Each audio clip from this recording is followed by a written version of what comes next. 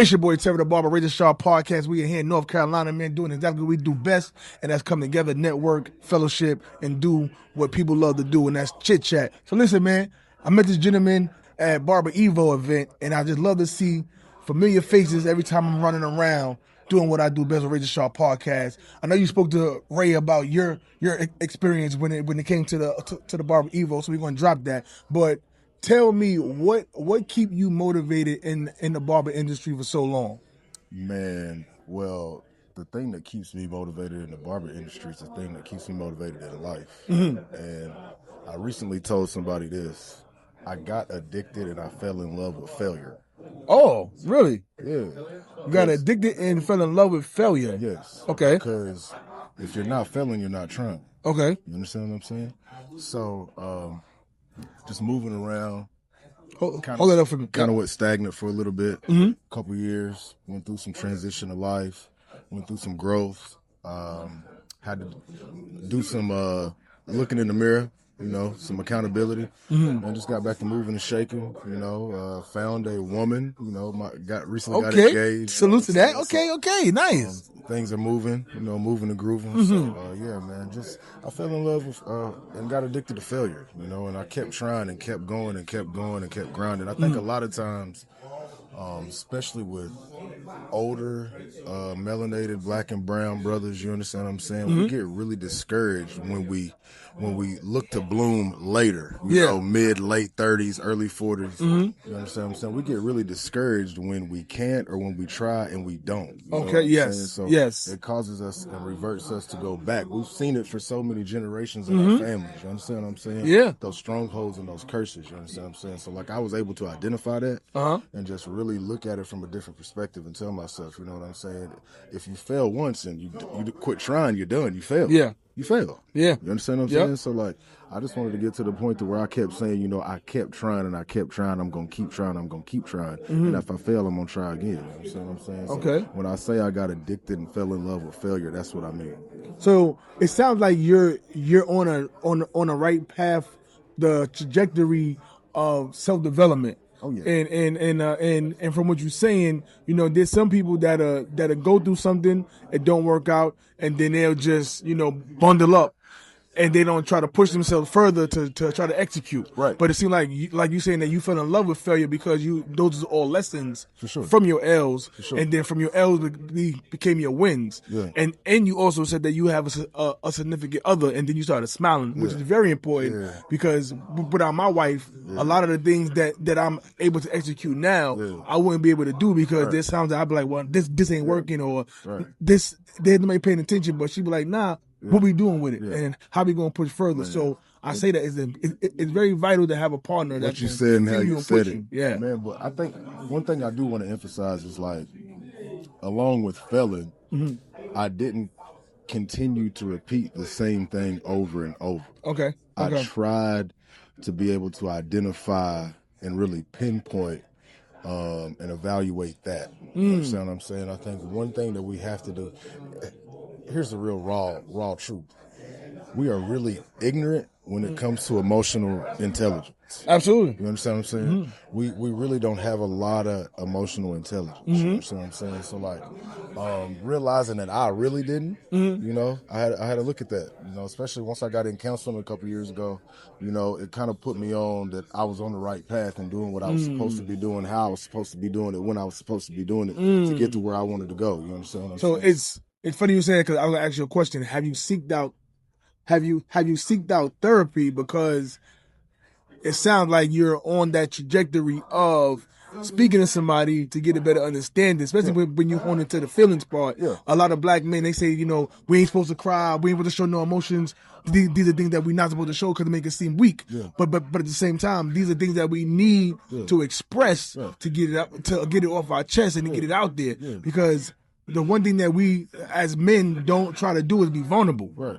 And with counseling, that's where you have to be vulnerable because you got to tell somebody everything that's going on. Right. So, and from, you know, I say over the past 7 years, mental health has been pushed out more and more now, especially with black men in the black in the black culture. Because at first nobody talked about it. Now it's okay to say that you're in therapy, that you're seeking therapy, that you're speaking to somebody, and So I just like the fact that you was bringing that part up. Yeah. Of you was able to I have speak a to somebody. saying,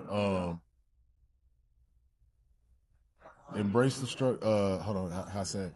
Endure the struggle, embrace the pain, enjoy the reward. You understand what I'm saying? Mm-hmm. Like, if you can do those things, endure the struggle, embrace the pain. You gotta embrace that pain, man. You know what I mean? Because when you embrace it, you really hone in on it. You understand what I'm saying? And you gotta be able to do that to enjoy the reward. You know what I mean? And understand it's not a race. You know what I mean? Yep. It's not a race. It's a marathon. Yep. You know what I mean? Yep. A lot of smoke and mirrors is pushing microwave instantaneous success right now. Yeah. A lot of people are making it look like that, and that's Man, making sense easy. That's not what it is. Quick, fast. It's not. That's not what it is. So, yeah, man, just a lot of accountability. You know, but yeah. That's good though. I love the fact that we can have these conversations now. We could be men and talk like men and be able to bond like men. Yeah. And it's not like, where somebody's going to use that to further push themselves and make you look bad later. Yeah. You know what I'm saying? What are you doing in your state to bring the brotherhood closer? Well, it's funny you asked that. I've actually, when I say I fell in love and got addicted to failure, I've been organized producer of 2 shows. One actually failed. One actually was a success. You understand what I'm saying? But to answer your question, I keep my eye tuned to the street. Okay. Even when I'm out of it, I'm in it. I got out of it for a little bit, but now I'm back in it. You know what I mean? Been on the phone, been on the network. Like I said, I seen you last week in Atlanta. Here today. The Sunday before that, I had Pittsburgh Dave from Pittsburgh. Nice. He was at my shop, came in to do a free education class. Shout out to Pittsburgh Dave. He came and brought the DFS formula to my shop. You know what I mean? So like, I really been back out here. You know what I mean? Moving and grooving.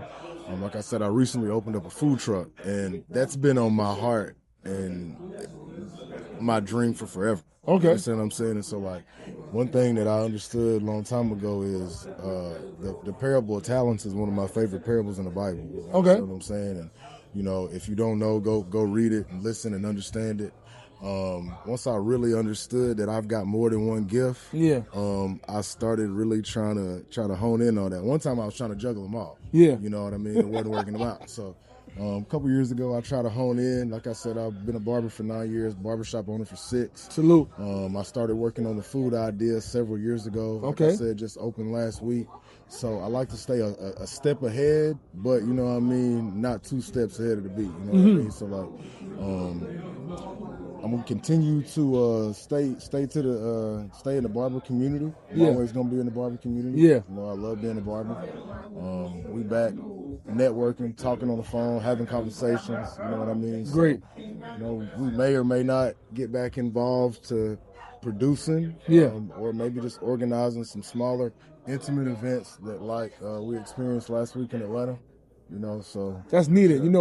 I think Barber Evo sparked what we really need in the industry, and it just showed that you can do something other than a barber battle. Oh yeah, people will come out to really enjoy it. Oh yeah, and Barber Evo, that event of just networking and talking to people, and then the education part of it, without the barber battle part, was what I needed. Man, he raised the bar. I told him, I said, you really raised the bar with this event, because what he did is, I think a lot of times we see all the shows and we want to see as many vendors as we possibly can, as many educators as we possibly can.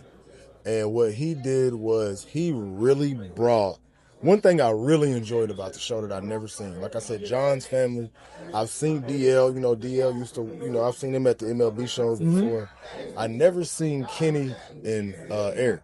No. That was the first Seeing time. those two was cool. Seeing those two together. How they did what they did on stage. Kenny, Eric, that was amazing, phenomenal. I really enjoyed it. Not only did they have good chemistry being able to educate, you know what I mean? Like, they brought some charisma and some real culture. not just education behind barbering, but education in life and culture, man. Yep, Like, as a whole. It was beautiful. Yep. It was really black and really beautiful. It was. You know what I mean? That was something that we needed. They said that it was going to be something special that everybody needed to be in tune with, and that production of it, the way that they did it, the way that they broke it down, the way that they really structured it, was something that we was like, what, that I look at the clips now, and it gets better when you dissect it even more. Yeah. To all of the different breakdowns of it to inform you of hair and history and what fuels you to be next. Yes. So that was amazing. So I still ain't even got to break it down because, like I said, once I got back, I had to get ready for the food truck to open in a couple of days. So I still ain't even got the chance to break it down. I'm going to, though. I've seen some clips. You know what I mean? Like, so. But it's just good, my brother, to see you at one event. Us getting to chop it up now, us getting to chop it up again. I'm going to definitely get you on the live to really get your story out there on the Radio Sharp podcast. So I just love to see familiar faces and new faces. So I salute you, my brother, for all you do. Salute to you, my man. Continue to do what you do. Yes. Spread love for the culture. I got another saying is, individually we represent our own brands, but collectively we represent this industry. You know what I'm saying? So like, you Razor Sharp, I'm Tad Phage, I'm Cultured Image, you still, what's your, anything Terry the else, Barber. Terry the Barber. Terry the Barber, Husband and Father, they know who I am. There you go, you know what I'm saying? So like, individually, those are our brands, but collectively, we represent this industry. Yep. And if you really want to get technical, the industry is so much bigger than barbering. You know what I'm saying? You got Absolutely. makeup artists and nail techs, you know what I'm saying? The whole estheticians, you know what I'm saying? Yep. So like the whole 9 yards, you know what I'm saying? So like, if we could really get back to being able to network and understand some opportunities to be able to collaborate to create the coin, it's not always what we can do with these. Sometimes it's what we can do with this. You know what I'm saying? So, man. Salute to you for being able to spread this, man. I love Appreciate you, bro. It's love. Yeah, sure. Real love, man. Listen, it's your boy Terry the Barber, man. Check me out. Y'all already know where to go. Tell me they can find you at. Man, I'm Tad Phage, at Tad Phage on Instagram. You know what I'm saying? At Cultured Image Clothing, at Cultured Image Grooming, at A Taste of Tad LLC, man. Y'all check me out. I know the vibes. We out.